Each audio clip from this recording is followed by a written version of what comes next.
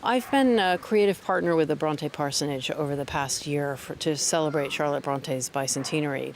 Houses and households are very important in all of the Bronte's books, and the Bronte sisters did a lot of visiting, and I think it's very easy to figure out where they took, here's a bit from House in Wuthering Heights, here's a bit of Wildfell Hall, here's this, that, and the other, and I hadn't realized all of those connections until now. So it's wonderful to start making those connections and rereading. I'm gonna go home and reread the last section of Jane Eyre and go, ah, yes, I've been there.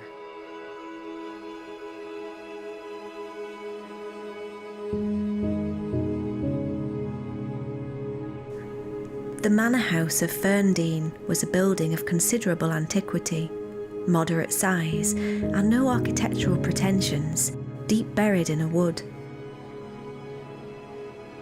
I had heard of it before. Mr. Rochester often spoke of it, and sometimes went there. To this house I came.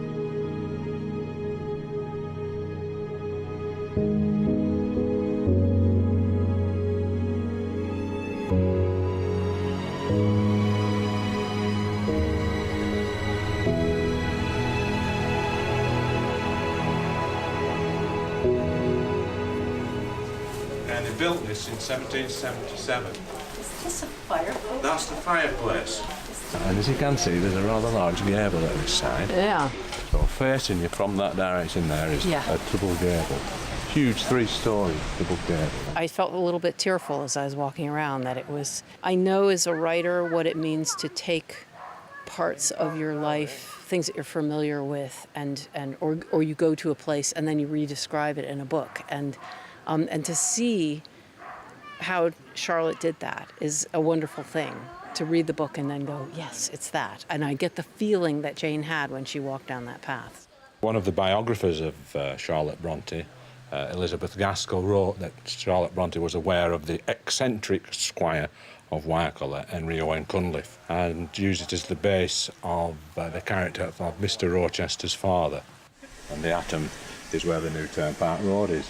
And it's written that the Brontes used that route to come into Wycoller. But at the very end of Jane Eyre, Jane comes down a path. It's very overgrown, narrow, and then comes out and sees this stone building with mullioned windows. The last mile I performed on foot.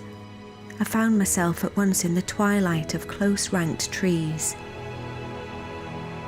There was a grass-grown track descending the forest aisle between hoar and knotty shafts.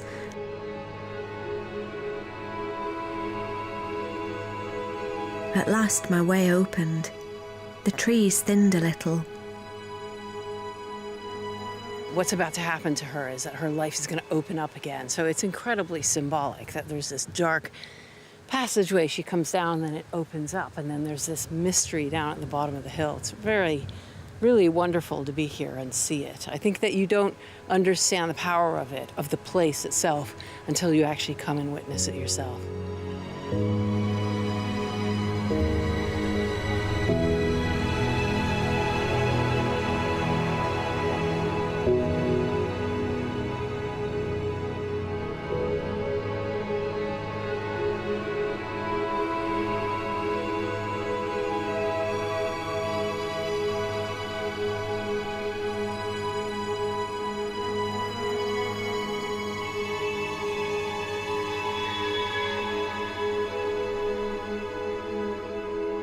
When I was walking this morning across the moors on the Bronte Way, especially up on the moors, when you couldn't see the road or any of the 21st century traffic or any houses, it felt really timeless. And it was a feeling that I know they must have had.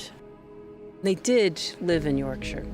It is news to me that there are these Lancashire connections, but now I'm not surprised at all because it's just one big landscape.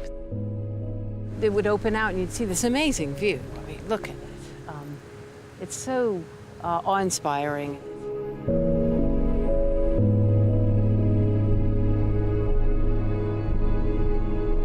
I know now Charlotte Bronte and Emily and Anne would have come down here and seen that, and I think that's great. It really adds to the landscape.